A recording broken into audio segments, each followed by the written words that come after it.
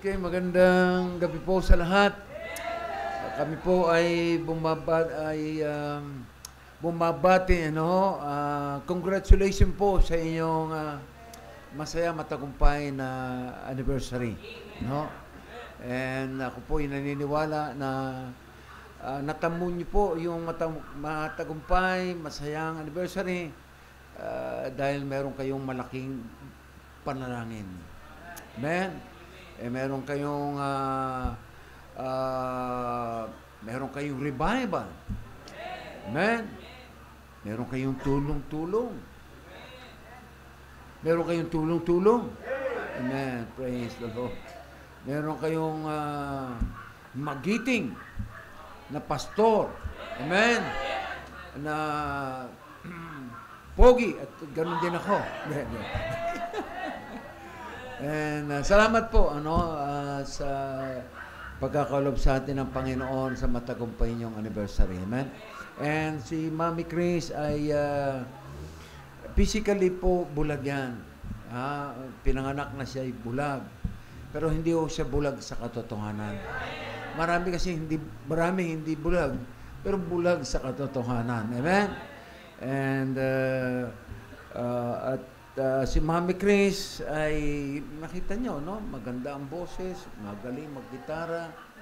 And pero yung mga talento niya ngayon, mga kapatid, kung gagamitin yan sa LRT, kikita po ng malaki yan. Pero dahil mahal niya ang Diyos, ano man yung kanyang talento, ibinibigay niya sa Panginoon. Amen? Okay, tayo po tumayong lahat. Dumako na tayo sa mahalagang sandali ng ating pagtitipon ang pangangaral ng salita ng Diyos. Amen? Amen! And tayo po ay, ako po ay natutuwa doon sa mga na-revive na tayo. Patotoo pa lang, revive na tayo eh. And totoo po yung kapatid, no? Yung patotoo ng kapatid na yan, parang wala ng pag-asa, pero sa Panginoon, hindi po nawawala ng pag-asa. Amen. And patuloy lang na ibigay natin, no, ang ano man meron tayo, may ibigay yung tithes and offerings, mga kapatid. Sa Panginoon yan, huwag nating aangkinin, no? Sa Panginoon yang tithes and offerings. And isang paraan na para tayo pagpalain ay maging tapat tayo sa pagbibigay kung ano yung dapat na ibigay sa Panginoon. Amen? Sabi ng Panginoon, subukan mo ko. Prove me, says the Lord of hosts, and I will open the windows of heaven and pour you out the blessings of God. Proven na po yan na maraming mananampalataya. Na ang blessing ay it's not on saving, it's not on getting, but on giving. Amen. And the author of giving ay walang iba kundi ang ating Diyos. Ay binigay niya yung kanyang bugtong na anak para sa kaliligtas natin. Amen. Kabubuti natin. Okay, the book of Acts chapter 2. Yun pala. Book of Acts chapter 2. Basahin po natin ang verse 32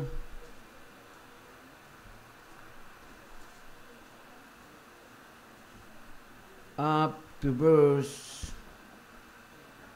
magkaroon lang po tayo ng salitang pagbabasa up to verse 47. Okay, in verse 32 the Bible says, this Jesus hath God raised up, whereof we all are witnesses.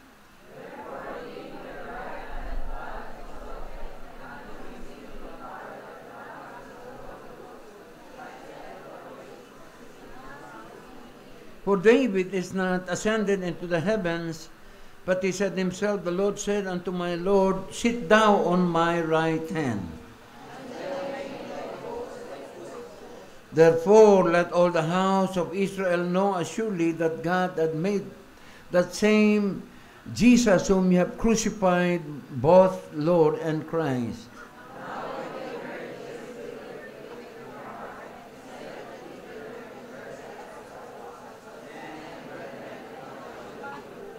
Then Peter said unto them, Repent, and be baptized, every one of you, in the name of Jesus Christ, for the remission of sins, and ye shall receive the gift of the Holy Ghost.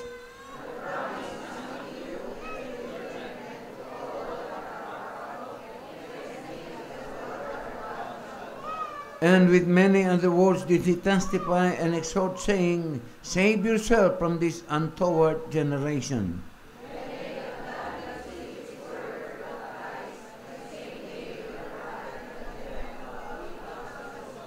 And they continued steadfastly in the apostles' doctrine and fellowship, and in breaking of bread, and in prayers.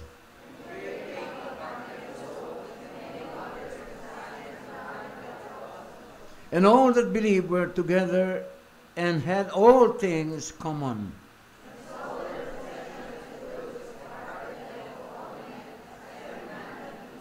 And they, continuing daily with one accord in the temple, breaking bread from house to house, did eat their meat with gladness and singleness of heart, praising God and having favor with all the people.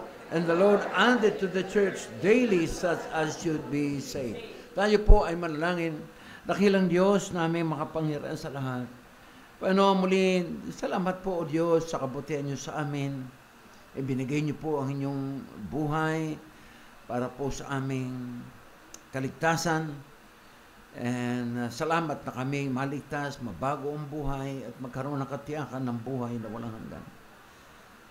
Panginoon, muli lumalapit po kami sa inyo. Pagpalain niyo po ang pangangaral po ng inyong salita ngayong gabing ito.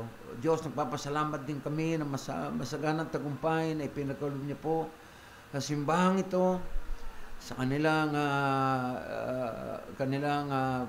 tulong-tulong, sa kanilang pagsunod sa inyong sa kanilang pagmamahal sa inyo upang matamo nila, Panginoon, ang tagumpay na ito.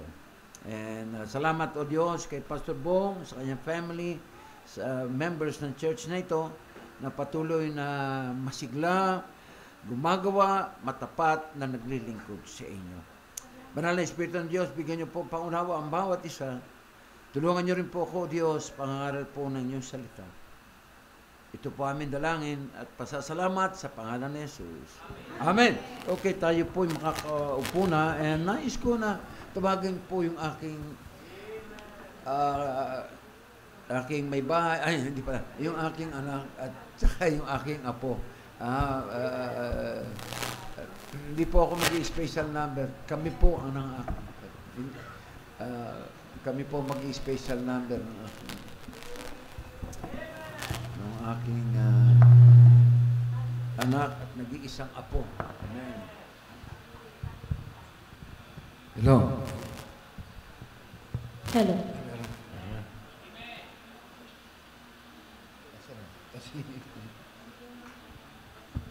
Hello.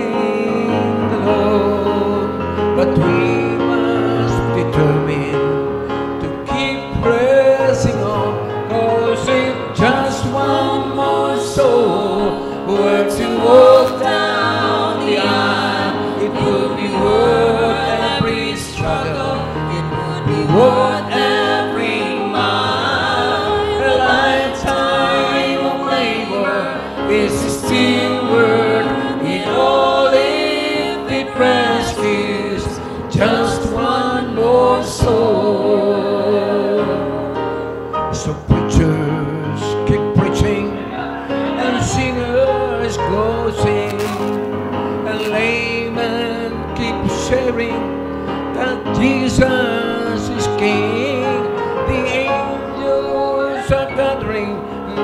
surrounding the throne, and they'll start rejoicing for just one more soul.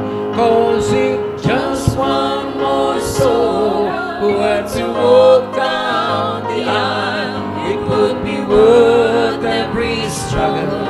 It would be worth every mile. A lifetime of labor, yes, it's still worth it all if it rescues just one more soul. A lifetime of labor, yes, it's still worth it all if it rescues just one more soul. Amen. Praise the Lord. Yan po yan akong panganay. Ito po yung aking nag-iisang apo. Amen. Okay. And nandito na nga po tayo sa ating pangangaral ng salita ng Diyos. Ito pong ating binasa, mga kapatid. Ito po yung araw, ito po yung araw ng Pentecost, you know? And sa araw nga ngayon, mga kapatid, ay mayroong malaking pagtitipon. Araw, Day of Pentecost, you know? And nandito po sa pagtitipong ito, ay ipinangaral po ni Apostle Peter ang mabuting balita. Ang mabuting balita na ang Panginoong Jesucristo ay namatay, inilibing, ngunit nabuhay na muli. Amen. And sabi ng Bible, mga kapatid, kung hindi nabuhay muli ang ating Panginoong Jesucristo, ay walang kabuluhan yung ating pananampalataya. Kung hindi siya nabuhay na muli, hindi pa tayo napatawad sa ating mga kasalanan. And kung hindi siya nabuhay na muli, wala rin po tayong pagkabuhay na muli. Amen? Kaya yun po yung pag-asa natin ng mga mananampalataya, no? Na lahat po tayo mamatay. Ngunit salamat sa Panginoon na ating tagapagligtas bagamat mamamatay ay mabubuhay na muli. Amen? Yun po. Sabi nga ng Bible, if in this life only you have hope in Christ, you are of all men most miserable. Kung pag-asa mo kay Kristo, pagpunta mo sa simbahan, ay para lamang makilala ka, para magkaroon ka lang ng pera, gumaling ka, masunod yung mga kahilingan mo sa Panginoon. Mga kapatid, ako naniniwala, ang Panginoon ay hindi nag-ano sa kanyang mga pangako. Kayang ibigay sa atin ng Panginoon. Pero tandaan natin, lahat tayo mamamatay. Pagalingin ka ba ngayon? Sumikat ka man ngayon, mga kapatid. Lahat, pagkalooban ka man ng Panginoon, ng maraming pera, malakas na pangangatawan, mamamatay ka rin. Lahat po tayo mamamatay. Sabi nga ng Bible, sabi nga ni Peter, ang buhay po natin ay inahalin tulad ni Peter ay isang damo at bulaklak na ang damo ay natutuyo na mamatay. Ganon din naman ang buhay natin bilang buhay natin ay minsan mabango. Mabango. Andun yung panahon na tayo'y malakas, mapera, pogi, kilala. Pero mga kapatid, darating ang time na tayo'y malalanta, mamamatay. Amen? Kaya ang pag-asa natin, buhay na walang hanggan sa langit. Amen? And ang Panginoong Jesucristo po natin, mga kapatid, ay ang ating tagapagligtas. Amen? Siya po yung Messiah. Messiah, it means tagapagligtas. And matatamo po natin, mga kapatid, mabuting balitang ito kung tayo magsisisi ng kasalanan at tatanggapin ang ating Panginoong Jesucristo bilang ating Panginoon tagapagligtas. Amen? And at doon nga po sa pangangaral na yun ni Apostle Peter, marami po naligtas. Sabi nga ng Bible, and they, in verse 41, and they, then 41, then they that gladly received his word were baptized, and the same day were added unto them about 3,000 souls. Amen. So, and tandaan natin mga kapatid, si Peter man ay minsan ay hindi naging mabuting lingkod ng Diyos. Sa'y mayabang. Sabi niya sa Panginoon, ang Panginoong Hesukristo natin ay uhulihin na ng, nasabi ng Panginoon sa kanyang mga apostles, tandun si Apostle Peter, sabi niya sa mga ilang araw na lang, ako'y uhulihin, parurusahan ang mga pahihirapan ng mga tao. Pero sabi ni Apostle Peter, Panginoon, hanggang kamatayan kasama niyo ako. Walang gagalaw sa inyo. Pero nang hinula na ang Panginoon, dumating na yung takdang araw na yun, nang hinuli ang Panginoon ng mga tao. And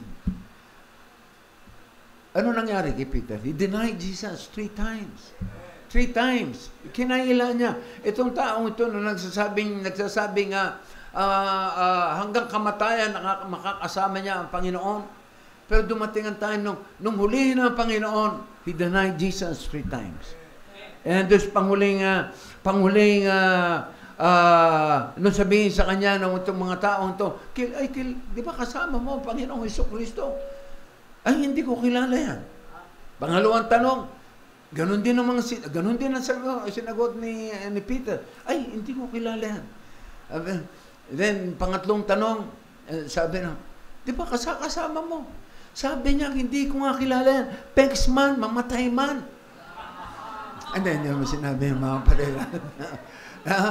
At nung madinig niya, mga kapatid, yung tilaok ng manok ni San Pedro. Ay, yung manok pala. Manok, mga kapatid. Nung naalala niya ang Panginoon, kasi sabi ng Panginoon, Peter, yabang mo. Yabang mo, sabihin mo, hindi mo ako iwanan. Pag inuli ako, hindi mo ba nalalaman na pag inuli ako, ay ikakaila mo ako. At nagtilaw kang manok. Ibig lang sabihin, dinanay mo ako. At nangyari nga po yung mga kapatid. Kaya sabi ng Bible, he wept bitterly. At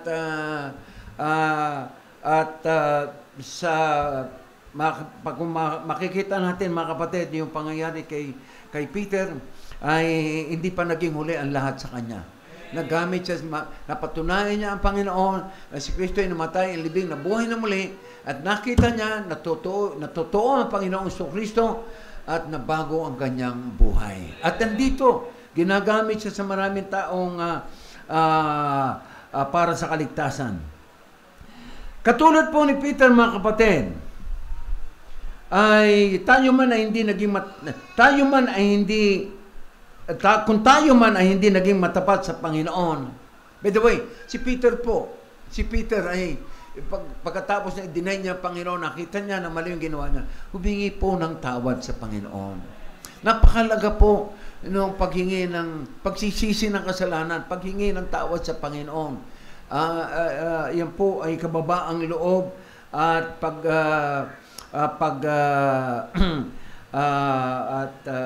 pagpapatawad ng Panginoon sa ating mga kasalanan. So, ganun din po ni Peter, mga kapatid. Kung tayo man na hindi naging matapat sa Panginoon, ngunit kung tayo lamang po ay buong kababaang loob na lalapit sa Panginoon, magsisisi ng kasalanan, walang dahilan na hindi tayo magamit sa gawain ng Panginoon. Amen. Mga kapatid, ang inyo pong anniversary o ang church anniversary ay nahalin tulad din po sa araw ng Pentecost. Malaking pagtitipon. May pangangaral ng salita ng Diyos. Merong mabuting balita. And nakita nila yon. Yung yung magandang balita na yon, yung mabuting balita na yon, marami po ang lumapit sa Panginoon. No?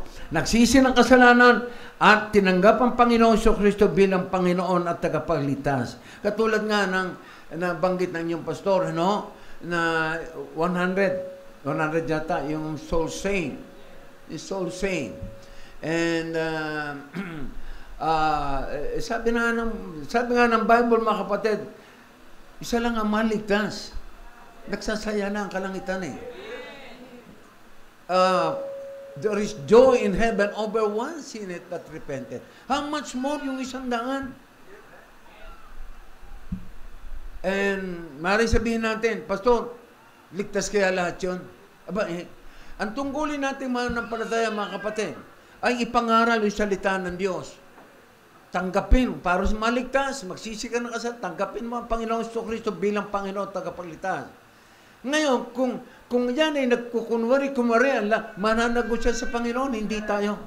Tungkulin natin ay gawin, ibahagi yung gospel, ipakilala ang mabuting balita sa kanila, at paano maliligtas, magsisi ng kasal, tanggapin si Kristo. Ngayon, ginawa nila yan, pero hindi naman pala buong puso, bahala silang managot sa atin, sa Panginoon. Amen? So, ngayong gabi, mga kapatid, ay nais kong ibigay sa inyo, what is church anniversary is all about?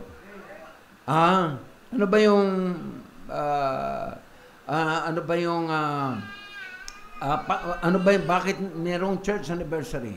Number 1, mga kapatid, church anniversary is all for a church great purpose. Ito po ay para sa dakilang layunin ng simbahang ito. Amen? Ano ba yung dakilang layunin? Ano ba yung Great Commission? Ang sabi ng Bible, in the book of Matthew 28, go therefore and teach all nations, baptizing them in the name of the Father and of the Holy Ghost, teaching them to observe whatsoever I've commanded you, and lo, I am with you always. Ngayon, tayo po ng mga naligtas, tayo ng mga mananampalataya, tayo na bago ang buhay, binigyan ng katiyakan ng buhay na walang hanggan, pinagkatiwala ng Panginoon sa gawain. At salamat meron church, dito po tayo nuhubog. Dito po tayo nuhubog para maging kagamit-gamit tayo sa gawain ng Panginoon. At ang tungkulin po natin, pinakadakilang tungkulin, tayo na naligtas, ay magamit ka rin sa kaliligtas ng maraming kaluluwa. That's the Great Commission. Yan ang dakilang layunin ng simbahan. To share the gospel. To propagate ang pagliligtas ng Panginoon. And so, Great Commission, mga kapatid, is soul winning. Soul winning. Sabi ng Bible, in the book of Proverbs, chapter 11, verse 30, the fruit of the righteous is a tree of life. But he that winneth souls is wise. The fruit, ang bunga ng isang righteous, ng isang matuwid. Sino may matuwid? Tayo ng mga mananampalataya. Tayong matuwid sa harap ng Panginoon.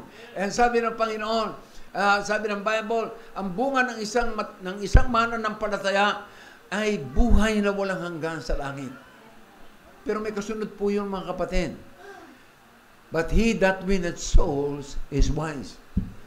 Kaya kung ikaw ay mananampalataya, meron kang katiyakan ng buhay na walang hanggan, at hindi ka nakakapag-soul winning, mga kapatid, hindi ka matatawag na wise ng Panginoon. Amen? So, mahalaga po yung soul winning. And salamat at meron kayong karoon kayo ng motorcade, may revival night, meron kayong yung bang Lord's Supper. Amen. Meron kayong Lord's Supper and revival. Lahat lang yun, mga kapatid, ay paghahanda para sa anniversary. Subok na kayo. Matatag ng puso mo. Lalabas ka. Na ipapangaral mo ang salita ng Diyos. Kaya nga may motorcade para makita ng tao.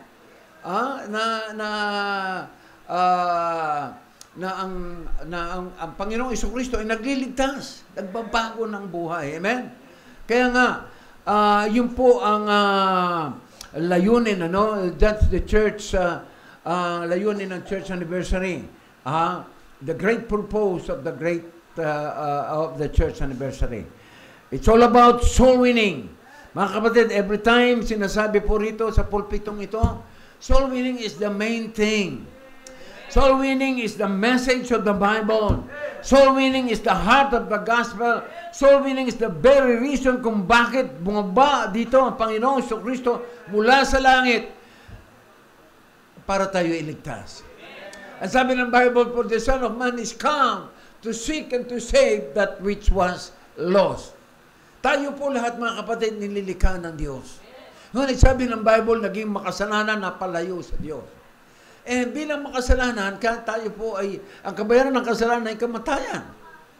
Kaya po tayo namamatay dahil nga tayo ay makasalanan. Yun ang kabayaran ng kasalanan, kamatayan. Eh, hindi lang basta mamatay. Meron tayong pagbabayaran natin yung kasalanan yun sa kapahamakan sa impyerno. Amen. Yun po yung kalagayan ng tao. Pero salamat mga kapatid, mahal tayo ng Diyos, binigay niya ang Panginoong Kristo na maging ating, magkaroon ng daan patungo sa langit. Amen? Soul winning is the main thing. Yun po yung layunin ng Panginoon, bakit siya naparito. And every time, pinapaalala po ng pulpitong ito mga kapatid, a church without soul winning is a dead church. A Christian who is ashamed of soul winning, a Christian who is ashamed sharing the name of the Lord Jesus Christ is a dead Christian. Sabi nga ni Paul in the book of Romans chapter 1 verse 16, for I am not ashamed of the gospel of the Lord Jesus Christ, for it is the power of God unto salvation to everyone that believeth. And thank God, merong soul winning, mga kapatid. Amen. And merong soul winning, andito ngayon tayo. Dahil merong soul winning.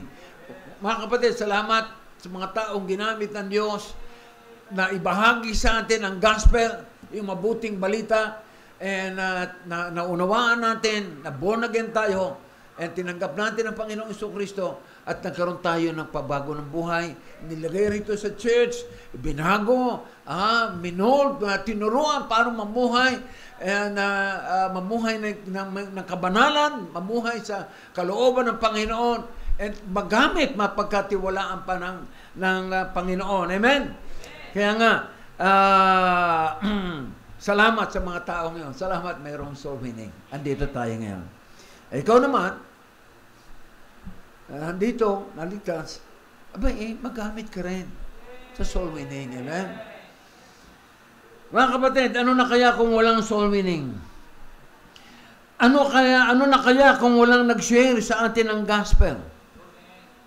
Mga kapatid, purgatory ang punta natin.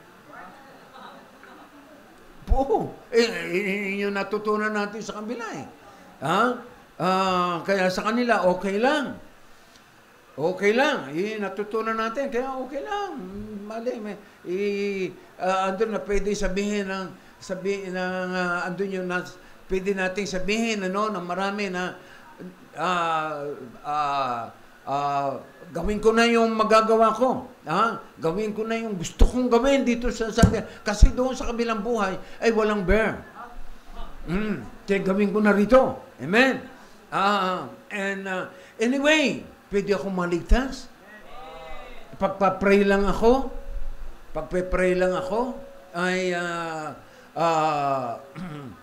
kasi yung paniniwala ay tinuro sa atin eh. Pag tayo namatay, pupunta muna sa purgatorio. Mga kapatid, wala ko sa Bible yung purgatorio. Purga meron. Pero purgatorio, wala. Amen.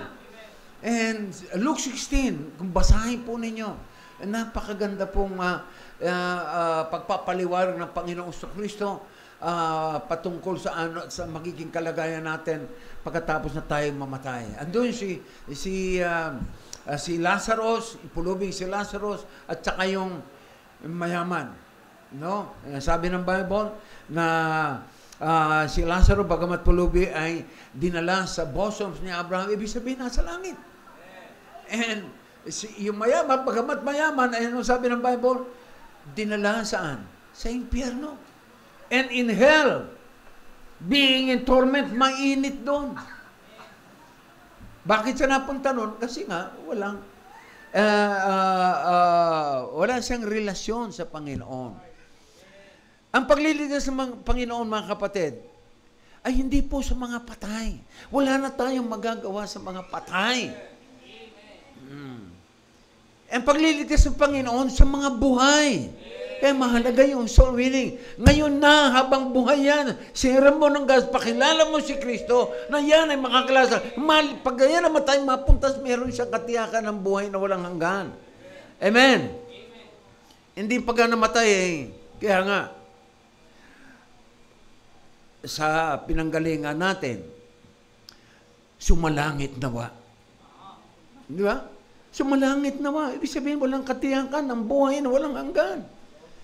Pero dapat sa atin, mananampalataya, namatay, nasa langit na. Yun. Ito yun naman, mga kapatid. Tinicheck naman sa atin yun, mga kapatid. Sabi niya, these things I have written unto thee that believe on the name of the Son of God, that you may know that you have eternal life. Kung alanganin ka, mga kapatid, doon sa pangako ng Panginoon, you better examine yourself. Baka, you need to be born again. Amen. Dahil kung ikaw ininiwala kay Kristo na siyang tagapagligtas, maniwala ka na meron kang buhay na walang hanggan. Hindi po tayo iniwala. Naalala ko yung kapatid ko. Nagpunta ng Quiapo. Meron siyang, sa Quiapo, mga kapatid, marami doon mga maraming manang doon. Gusto yung panalangin. And may bayad yun. Maglalagay ng kandila doon sa tabi ng simbahan. And itong kapatid ko ay andun yung kandisaher na ipanalangin yung tatay ko, yung asawa niya, at yung kapatid niya, yung kapatid namin. And gusto niya maligtas. Yung kapatid niya, yung namin sa buhay. Sabi niya, Manang, magkano po ang bayad kung magpapadasal? Ay kung, sabi ng Manang, kung sasabihin yung pangalan, kung individually sasabihin yung pangalan, at that time, 50 pesos. At that time noon, 50 pesos ang bayad. And itatlo yun. Malaki na po yun, mga kapatid. Panahon na yun. Mga 1980s. And sabi ng kuya ko, isip agad ng kuya ko, 150. Malaki ito. Sabi ng matanda, parang nag-alanganin yung kuya ko. Sabi ng Manang, meron po naman tawad.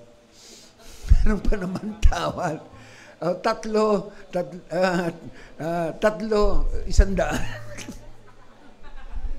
Ang pambihira, mga kapatid, mali po yun hindi yun na sinasabi. Mga kapatid, ang pagliligtas ng Panginoon sa mga buhay, kaya nga samantalahin mo na yung mahal mo sa buhay, ay pakita mo yung pagmamahal habang buhay yan. Marami, pakikita yung pagmamahal pag nasa kabaong na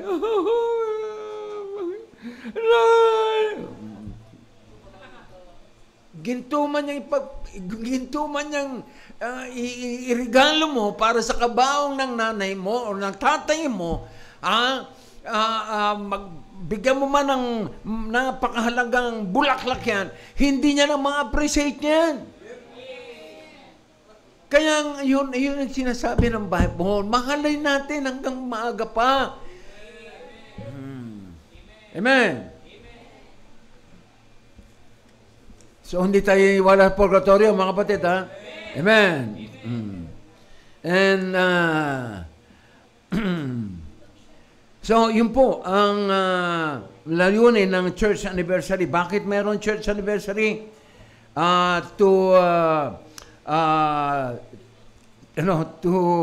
For the church, great purpose. Meron para magawa yung dakilang layunin ng simbahan. Ano yung dakilang layunin ng simbahan? Maraming maligtas. Pangalawa, Pangalawa, bakit may church anniversary? Church anniversary, mga kapatid, is also for the church great prosperity. Para lumago. Kaya nga in verse 41, sabi nito, and then they that gladly received his word baptized, and the same day were added to them. And they continued steadfastly. And verse 43, and fear came upon every soul, and many wonders and signs were done by the apostles. And then verse 44, and all that believed were together and had all things common. And verse 45, and sold their possessions and goods, and parted them to all men as every man had need. Pinagbili nila, ano man meron sila. Pinagbili nila para ano? Para sa gawain ng Panginoon. Amen. Mga kapatid, ako naniniwala, kung walang pagbibigayan, wala itong magandang simbahan nyo ngayon. Pinagkaloob sa inyo ito ng Panginoon dahil sa inyong tulong-tulong. Pagbibigayan ng tithes and offerings, ng first fruits. Amen. God loveth a cheerful giver. Amen. So, church anniversary is also for the church great prosperity. And yun po is kasasaganan ng church. Tandaan natin, mga kapatid, the more na marami ang maliligtas, the more na mababago ang buhay. Amen? Marami mababago ang buhay. And the more na marami ang magagamit the more na marami ang maliligtas, the more na marami ang magagamit sa gawain ng Panginoon. Marami makakasama na sa soul winning. Marami mananalangin na para sa church. Marami magbibigay na ng tithes and offerings. Marami ang magagamit na makatulong sa mga pangailangan ng missions. Amen. Marami magbibigay dito sa building project nyo. Amen. Sabi nga ng isang kapatid na nagkaroon kami ng commitment sa church, hindi ko every time hindi ko nakakalimutan ibahagi yung blessing ng yung sinabi na yun ng kapatid. Nung karoon kami ng commitment, nagbigay siya ng malaki. Sabi ko, Brad, ang laki naman ito. Itong commitment mo. Sabi niya, Pastor, maliit yan. Maliit yan sa malaking ginawa ng Panginoon sa buhay ko. Amen. Mga kapatid, wala ho tayong maipapalit sa dakilang ginawa ng Panginoon. Ang may susukli lamang natin dyan ay yung katapatan natin sa Panginoon. Kaya nga sabi ng Bible, moreover, unto a steward that a man be found faithful. Maging matapat lang. Amen? So, anniversary is, purpose ng church anniversary? Church anniversary to do the church great commission. That is soul winning. And then a church anniversary also for the church great prosperity. Maraming maliligtas, maraming pera. Parang pagdating ng pera, kunyari, nahiya tayo, no? Sino ang kailangan ng pera? Sino may gusto ng pera? Amen. Mga kapatid, okay naman. Gusto natin magkaroon ng pera. Amen. Ayaw mo ng pera, kunyari ka pa. Lahat tayo gusto ng pera. Pero wag naman yung pera, wag naman yung pera manguna sa pamumuhay natin. Sabi ng Bible, seek ye first the kingdom of God, and all these things will be added. Ibibigay sa'yo, unahin mo siya, ibibigay sa'yo maraming pera. Amen. And ano sabi ng Bible? For the love of money is the root of all evil. Amen? And every time sinasabi ko, mabuti meron tayong maraming pera. Mabuti yung meron tayong mga bagay na nabibili ng pera. Pero hindi kaya mas maganda, mabuti kung meron tayong mga bagay na hindi nabibili ng pera. Yung kaligtasan, hindi ho nabibili ng pera. yung pagbabago ng buhay na ginawa sa'yo ng Panginoon, hindi yan nabibili ng pera. Yung pagtitiwala, yung gusto mong paglilingkod sa pera, hindi mo masusuhulan si pastor. Pastor, ito yung pera, gamitin niyo ako dyan. Aawit ako sa choir. Mga kapatid, hindi namin pinahintulutan kami ng mga pastor nang umaawit dito ay mga naninigarilyo pa, namumuhay pa sa kasalanan. Hindi sila magiging blessing.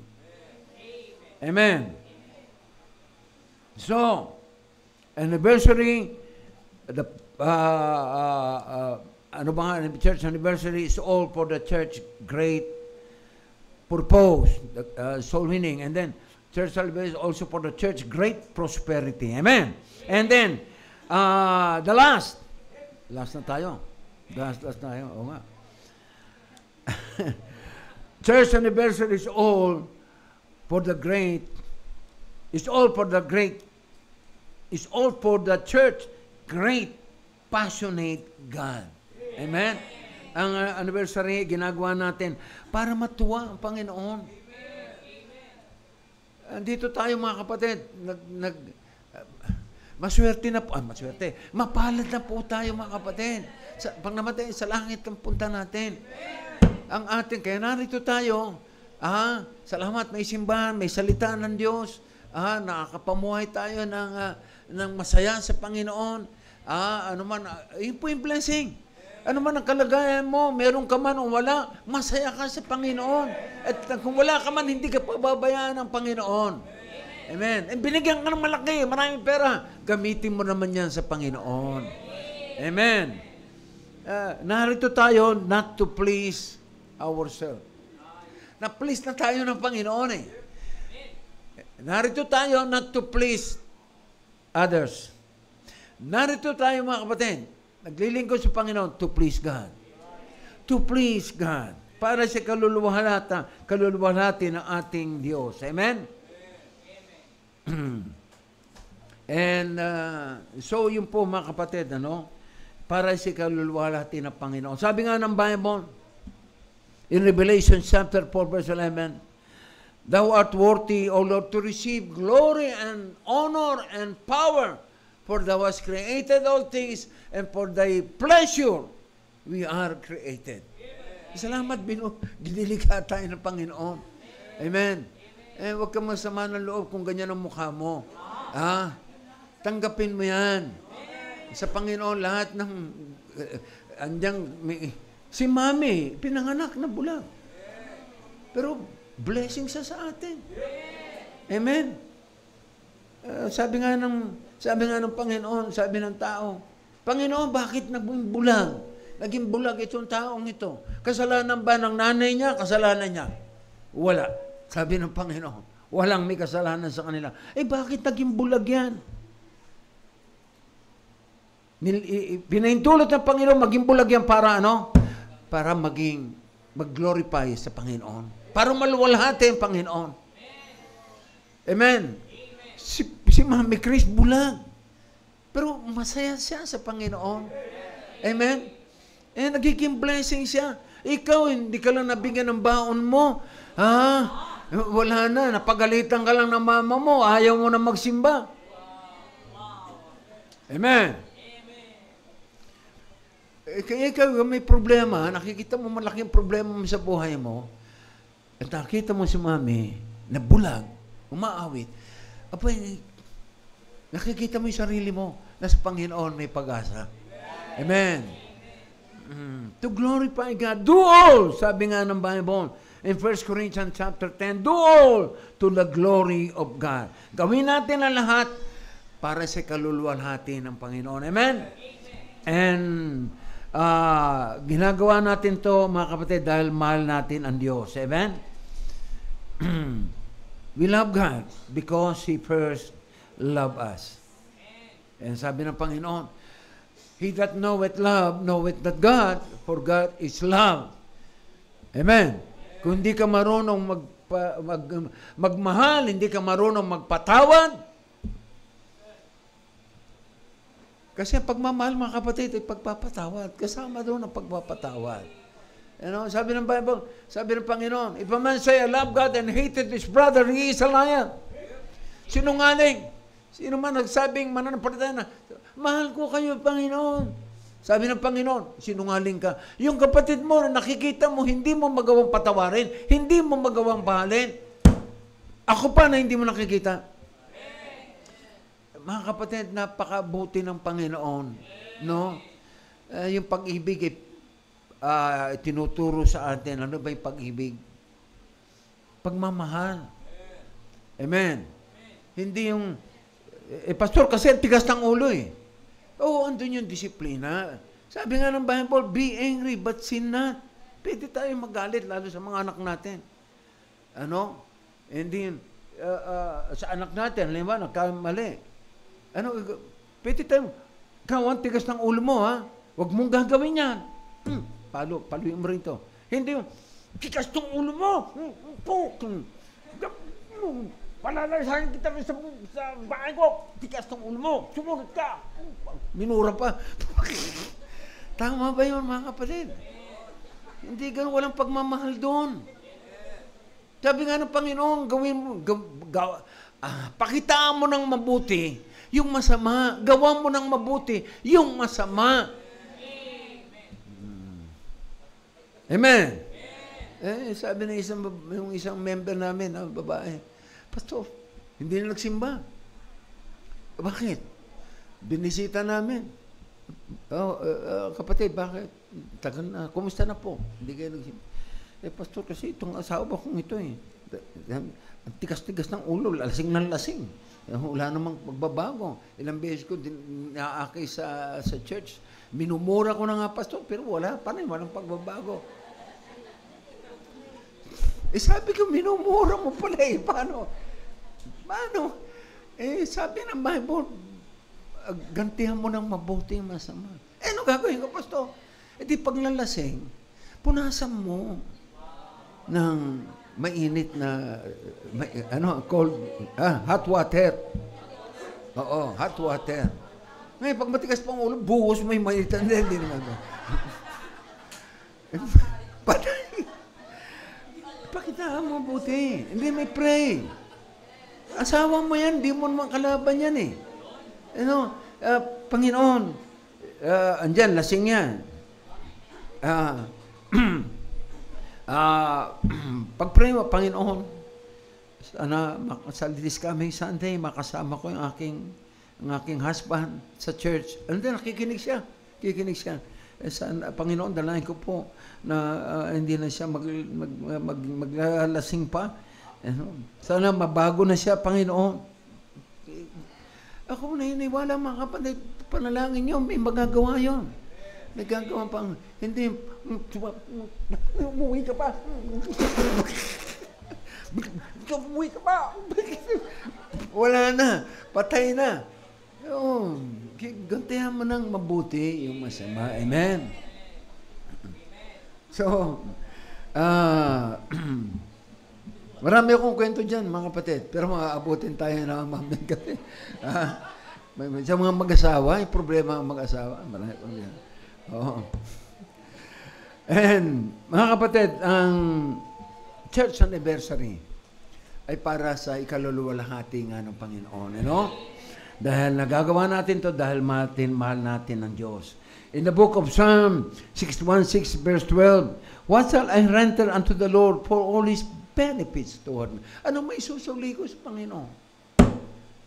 Katapatan at masiglang paglilingkod sa Panginoon. Amen? Amen? Tayo tumayong lahat, mga kapatid. Kaya mahalaga po ang soul winning. Mahalaga ang anniversary. Amen? And